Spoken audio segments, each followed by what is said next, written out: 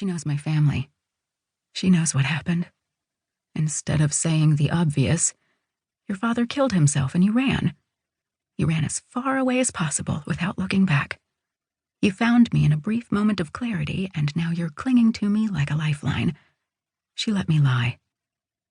And then she told me about Anthony Marino, as though I had never heard of him before. The director, writer, and star of Reverence, who happens to be Ben's personal savior. They knew each other at NYU. And Ben worked sound on Reverence, Anthony's first and so far only film. And this apparently changed Ben's whole life. He didn't earn much from it, except a reputation.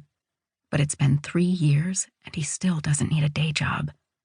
Now Anthony's set to start filming something else. His second. The next big thing, I guess. And Ben can't contain his excitement. From what I gather, this one is going to be even better than the first. If that's even possible.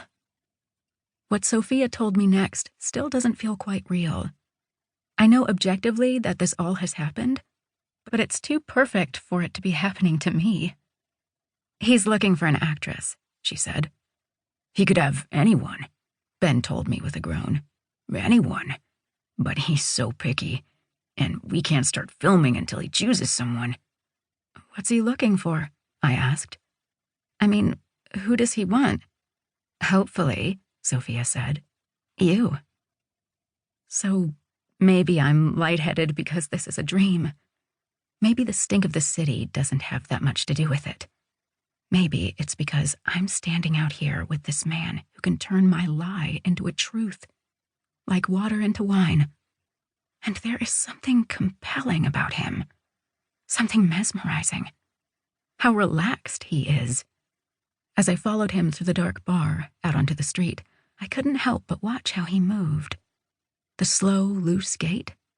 Ben and Sophia suddenly seem like mannequins compared to him. They act like they've figured out something no one else our age has yet. Blissful, comfortable love. But they're uncertain. Their smiles are bolted on. They worry about everything.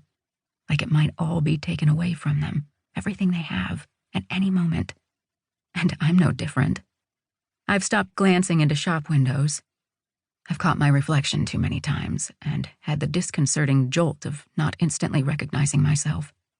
Anthony, though, is languid. He seems entirely at ease, not just with the world around him, but with himself. But he doesn't seem to know much about me, despite Sophia's reassurances, or maybe he just doesn't care. When I say, I hate Elizabeth, call me Betty, all he says is, oh.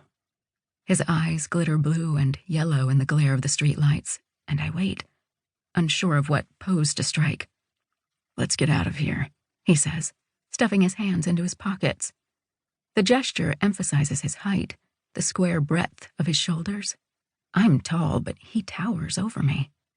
What? I raise my voice above the shrill siren of a passing ambulance, not because I didn't hear him, but because I'm not sure what he wants from me. I imagined we were going outside to talk for a few minutes or whatever, and now suddenly we're about to abandon Ben and Sophia? Yeah, he says, as though that answers my question. Are you hungry? I shrug helplessly. Sophia swore she and Ben would secure me an audition, but it feels like I'm agreeing to go on a date with him instead. Not that I mind exactly. Maybe it's better this way, how informal this is. Let him get to know me. I've never been good at first impressions.